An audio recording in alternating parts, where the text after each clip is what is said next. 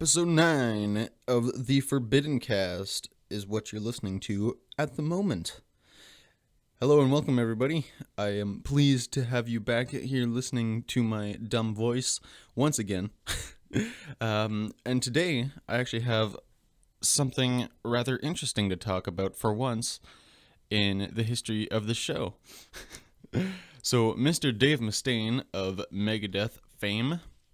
If you don't know who Dave Mustaine is, he is the guitarist and vocalist and songwriter and band creator of Megadeth. He was previously in Metallica about 40 years ago, which people still talk about to this day. He was only on a demo with them, and that was about it. And then they booted him after, literally about to go into the recording process. They kind of booted him out. Because he was a addict of drinking alcohol. But he's all nice and sober now, and he's almost in his 60s now. So my man had some time to change. But what's so interesting about him is for people who are interested in the whole guitar community and whatnot, may have noticed that he is no longer with his previous company, which was Dean Guitars, and is now an ambassador of Gibson Guitars. But not just Gibson Guitars, but everything related to Gibson Guitars.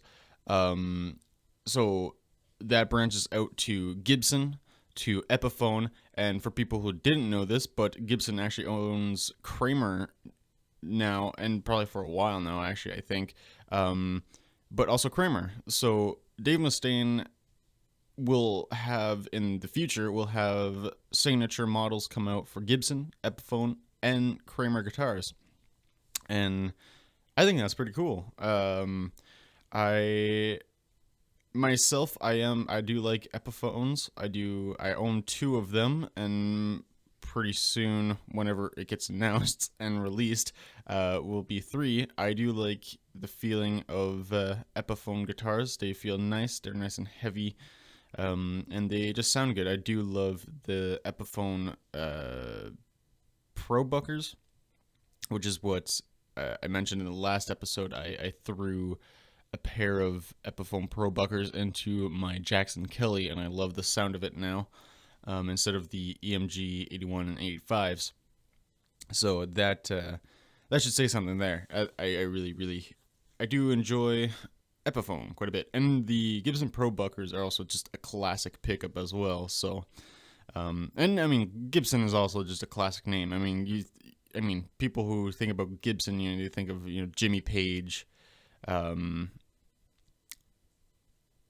Maybe Jimi Hendrix for his weird psychedelic V and whatnot. I mean, there's tons upon tons of Gibson players.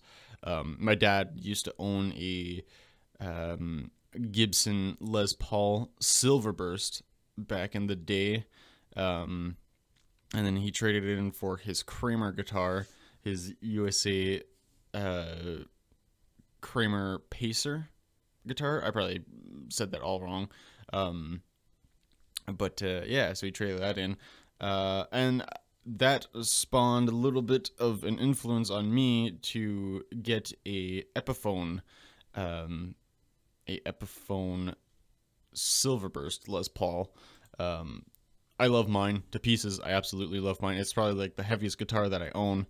It sounds really good. It plays really good. And just looks, aesthetically really pleasing to the eye. I enjoy it a lot. Excuse me. And the only other Epiphone that I have at the moment is my Brendan Small signature Snow Falcon, which is a absolutely gorgeous guitar. It is a silver burst on top of pure white, so it's just absolutely gorgeous, and the entire guitar is just completely white. Even the fretboard, it's a phenolic fretboard, so it's like a plastic, I think.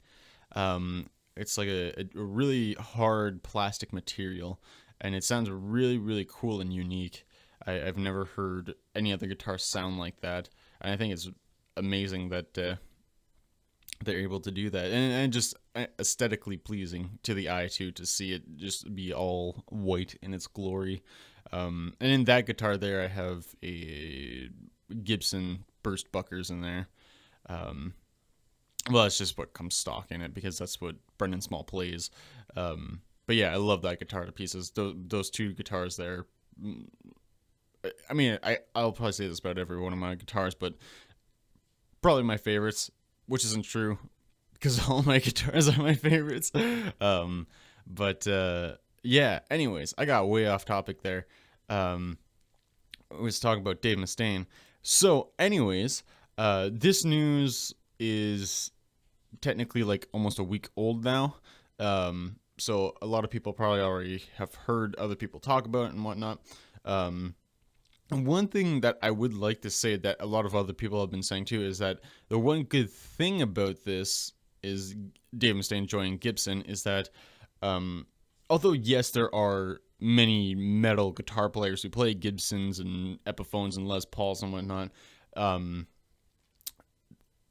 Gibson has always been more of a brand towards hard rock, rock and roll, and blues musicians, which I've heard a lot of other people say, and I tend to agree with that. Although, yes, of course, people are going to play Gibson, Explorers and Vs and whatnot.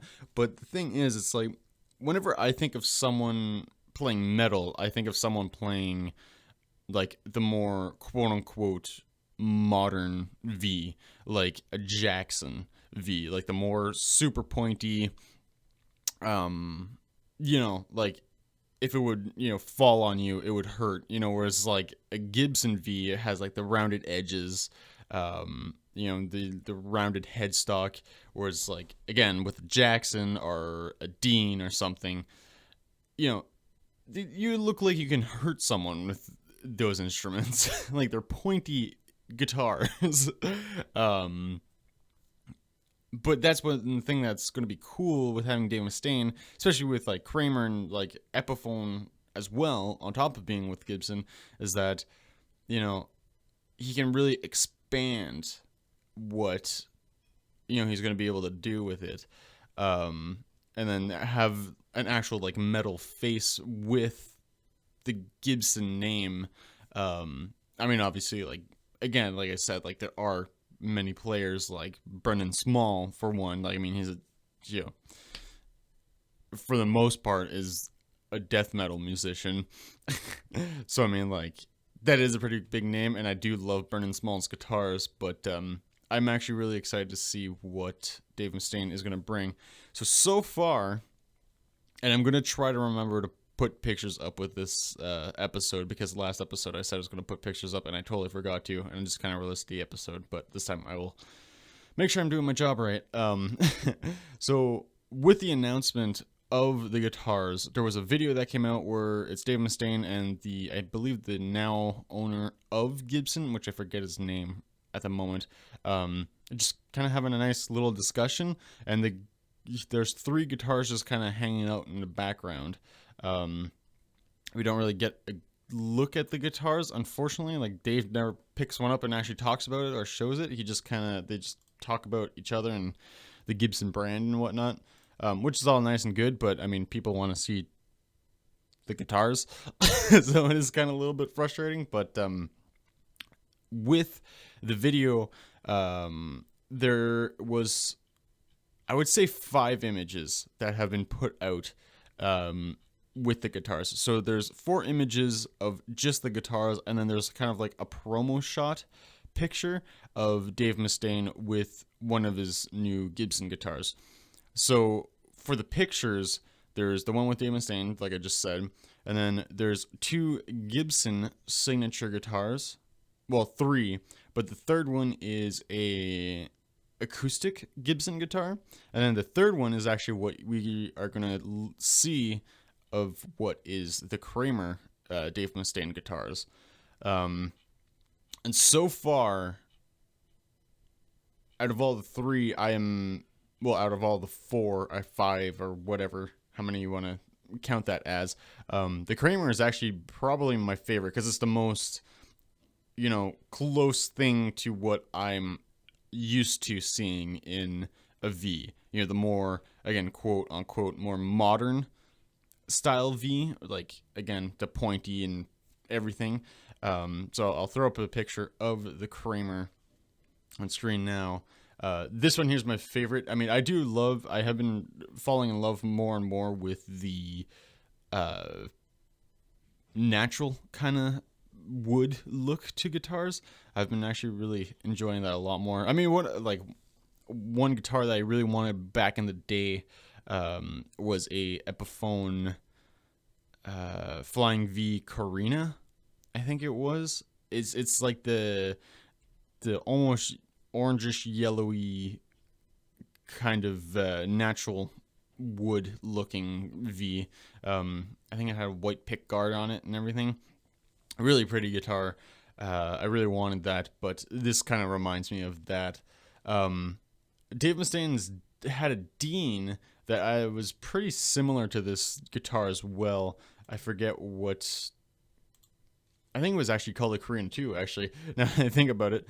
But as you can see on the guitar, it's pretty just straightforward. I mean, it's really cool, too. If you look at the headstock where it says Kramer, it looks like they kind of updated the Kramer logo to kind of match the Megadeth logo a little bit.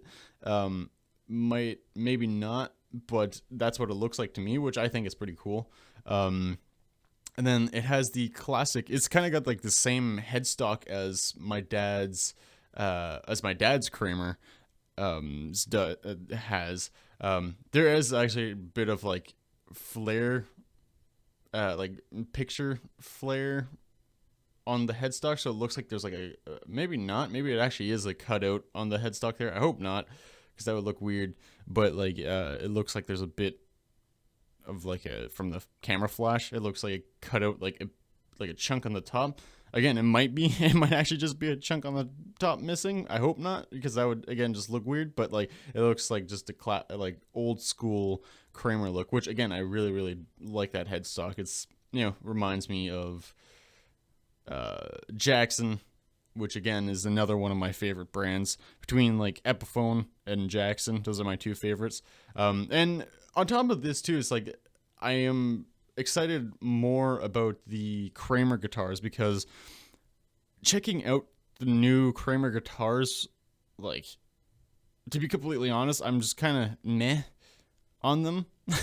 Whereas this I'm actually excited about, because it looks like something that like actually piques my interest. Like this is something that I would actually buy from Kramer. Whereas like the new guitars from Kramer's,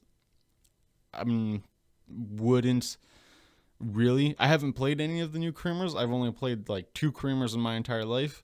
Both of the guitars I really enjoy playing, but they're all, my dad's is like an 80s guitar, and then the other one I think was probably like a late 90s Kramer guitar. So again, they're both old, so I've never played anything new from Kramer. But this is something that I would honestly consider, maybe purchasing at some point. I want to see what else they have. In the video, actually, the promo video with Dave Mustaine and the new owner of Gibson, they actually have another guitar that looks like a Kramer guitar, where it's like the metallic silver or like gunmetal gray look to it, and it's really cool looking too. I know Dave Mustaine used to have one of those with Jackson back in the day, and he also had a version of that with Dean as well. But I really really like this. I kind of wish, I'm not a huge fan of the if you look down at the bridge, where it has like the little black V where the string through goes in there. I'm not a huge fan of that style. Either, I prefer it without the little black V and it's just like, the strings just come through, or it's just like a hardtail, kind of look, like as if you'd see on like a Les Paul. I kind of dig that look more than the with the like little whale tail, the black whale tail or whatever, if that's what people want to call it. But yeah, no, really dig this Kramer a lot. Comparing it to the other Kramers that are on the market right now, this is, yeah, for sure my favorite. And by the looks of it, it has Dave Mustaine's new signature Seymour Duncan pickups in there. I think they're the Thrash Factor or Factory or something like that. So really cool guitar. Looks like 24 frets, probably ebony fretboard, maybe mahogany body. I don't know. But yeah, and even like the inlays are kind of cool. Someone had pointed out that the inlays actually kind of reminded them of like the Dean logo, and absolutely, I completely agree with that. It does kind of look like the Dean logo. It looks like two like shark tooth kind of like going at each other. Kind of cool. But yeah, it's definitely my favorite out of the pack so far. And then secondly, I'm gonna look at the acoustic. I'll say it right now.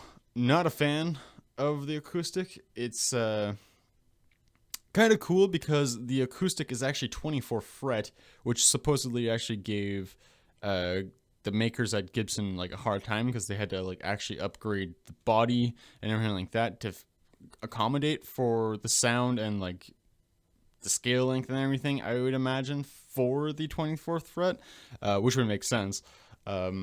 But I mean, that's the only really cool thing that I have to say about the acoustic. I'm not a huge fan of like the Vic Rattleheads thrown onto the guitar. It kind of just makes it look cheaper and cheeky.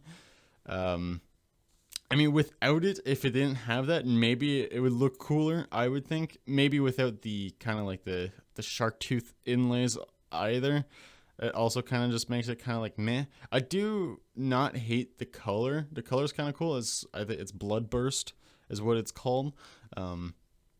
But yeah, this is probably the one that I'm least excited about out of all of them. So that's all I really had to say about the acoustic. And then moving up is the Gibson, the first Gibson that is on my screen anyways, so I guess will be on your screen as well as I'm talking about this, is the 30th, is it the 30th anniversary? Yeah, 30th anniversary of Megadeth's 5th album? Is it their 5th album? No, it's their 4th. The 4th album, Rest in Peace. So this is like the celebration guitar, which I actually really do like this guitar. It's like, it's a green burst over on top of white by the looks of it. It's got the hardtail piece like I was mentioning earlier. It doesn't have like the whale tail, which I, again, really like. But this is the most interesting about Dave Mustaine's Gibson so far, is that the headstocks on the guitars for the V's, because it's like the classic V style, but with a almost slightly modded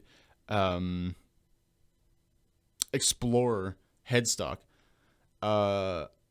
Again, a lot of people are not digging that. I think it looks okay. I'm not a huge fan of it on the silver, like gunmetal one, which I'll get to in a minute. But on this one here, it doesn't look bad. I wish the headstock would have been also in the silver burst or just straight up green instead of the black, because it does kind of like clash, I find, with the body, because you have this really cool body, the all green, and then even the fret inlays looks like the little diamond that Vic is holding on the Rest in Peace cover. So it looks like those all the way down as the fret markers, which is again really cool. But then yeah, then you come to the headstock and it's just this black.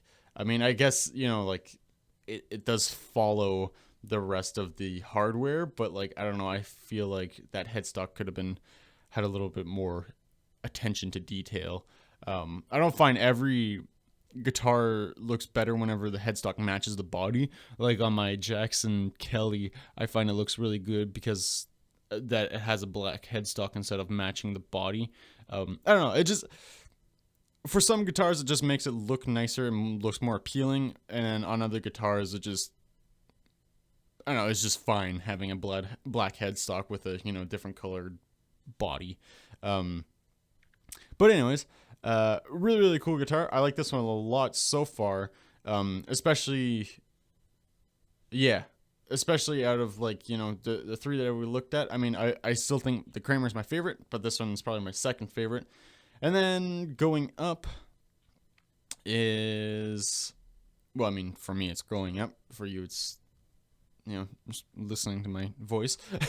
Yeah, and then after this, it's the, maybe this is the guitar that they had in the video. I don't know. But yeah, and then it's the kind of gunmetal gray, metallic silver one, which again, so far in all the guitars, except for the acoustic, obviously, has the Dave Mustaine, Seymour Duncan signatures. And then this one here is just kind of, there's just kind of a gray classic V with the new modded Explorer headstock. Nothing wrong with it. It's just kind of meh. It's all right. I guess I didn't really talk about the electronics. So by the looks of it, probably like a classic guitar, volume toggle, and then the master tone, and then 24 frets on all the guitars by the looks of it, and then with the inlays and all that. And it's something new for Gibson, actually, which I'm really glad Dave worked out to get them to do, is on the guitar where the output jack is for the guitar. So with a lot of Epiphones and Gibsons, the input jack is over on the right wing of the V, close to where the electronics are, which I absolutely hate that. I mean, on my Epiphone Snow Falcon, my V, it is over there, which, I mean, whatever. I love that guitar, so I'm not going to complain about it that much, but like, from a stage standpoint, if you're standing up with the guitar, it just sticks out of absolutely nowhere, and it just looks kind of goofy to have it there. Whereas where it is on this guitar is on the left wing, and is right up close to where the strap button is, and it's under, kind of like on the side of the guitar that you have to plug it into, like most modern Vs are. Like, I'm looking at my Chapman MLV, that's where it is. I'm looking, I guess that's the only really V besides my besides my Epiphone in here right now. But oh no, I have my my Jackson Rhodes, which again is on the left wing, on the side, and then I have a Jackson King V, all black, just the JS series one, and it's there as well. Speaking of which, I miss that guitar. I should, next time I'm up at my parents', I should pick that up. I miss it. But for the very, very last guitar that we get to see, it is in the promo picture with Dave Mustaine holding it. Everybody's speculating that this is like a whatchamacallit, like a custom shop guitar, which I really hope not, because it is so far out of the Gibson ones. Like, I do like the kind of like the green burst one, the Rust in Peace one, but this one, for the Gibson ones anyways, is my absolute favorite, the one that Dave Mustaine's holding here. It's a really, really nice, classy, sharp looking Gibson, and this one here, with the headstock, with the new kind of updated sort of Explorer headstock on the V, this one here looks like it suits it the best, whereas the other two, I don't know if it is because of the black headstock or what it is, but this, on this guitar here, it just suits it so well, and I find it looks beautiful. Even like the hardware with like the whale tail at the bottom here, even that looks nice to me. But like, yeah, everything looks really, really, really nice on there, with the white binding around the body, and then on the fretboard as well, looks really nice. The gold hardware, and then even on the it doesn't have the traditional, so far, the traditional kind of like weird reverse and regular shark tooth inlays. It has like these weird kind of slanted blocks, like split blocks, all the way down the fretboard, which again looks really, really nice. And I dig this one. Out of all the Gibson ones anyways, I dig this one the most. But the Kramer is still my favorite, I have to say. But yeah, so most of this episode was just talking about guitars. So this episode is probably more for guitar lovers. Maybe I'll call this one Guitars Lovers Unite. Anyways, it's been 25 minutes, and I do have to go to work soon, because I'm recording this at 8 o'clock at night, on the PM anyways, because I just woke up and decided to do this, because I realized that it's already Thursday, and tomorrow this episode's got to go out, so cool. But I guess the music recommendation for this week, or for this episode anyways, has to go to Triumph song, a Canadian band. I should rephrase that. A Canadian band named Triumph, and off of their debut album, In the Beginning, is that what it's called? I think so. In the Beginning, the very last song off the album, The Blinding Light Show / Moonchild. Really cool song. I highly recommend checking it out. Please do. I love Triumph a lot. I've been on a late 70s, early 80s kind of arena rock binge kick lately. I don't know why. I've been listening to a lot of that. I've been listening to a lot of Ozzy Osbourne when Randy Rhoads was still around. Just tons of, big arena rock, fun, like showboaty guitars and whatnot. And a lot of Triumph. Triumph was huge with that. A lot of late 70s, early 80s, like kind of prog rock too, with like Rush and whatnot. So, yeah. Really, really weird that, maybe not weird that I have been on a kick of that lately, but even like just kind of like pop songs. I've been listening to some Nazareth lately, and even Sweet and Cheap Trick. But yeah, please go check out The Blinding Light Show / Moonchild by Triumph off of their album In the Beginning. I absolutely love Rick Emmett. I want to talk about Rick Emmett more, the guitar player and vocalist of Triumph. The man is, I love him so much, because it's so funny. Every time I watch an interview or hear him talk, he always seems like slightly annoyed, but is still humble about it. It's so funny because it's just like, I don't know. There's something very interesting about him. And it's not even whenever he's just talking about Triumph, because I know like Triumph kind of, by the looks of it, ended on kind of a sour note, which sucks. But like even whenever he's just talking about just things in general, he just seems kind of annoyed and doesn't really want to deal with people's shit, which is completely relatable and understandable.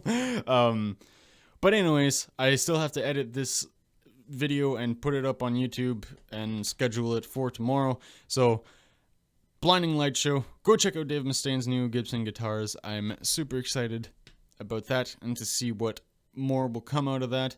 And I guess that will do it for today's episode. Sorry, everybody who doesn't like guitars or who don't like guitar chatter. This is going to be a very boring episode for you.